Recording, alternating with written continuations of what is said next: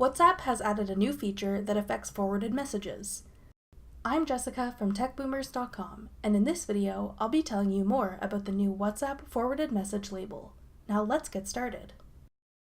Recently, WhatsApp introduced a new feature that indicates when messages have been forwarded. This is intended to help stop the spread of fake news and make users aware when a message has been forwarded to them and not necessarily composed by the sender. In some countries, WhatsApp has been linked to dangerous misinformation being spread. So now, if you receive a forwarded message, you will see a small forwarded label in gray text at the top of each forwarded message. When you send forwarded messages, the recipient will see the forwarded message label.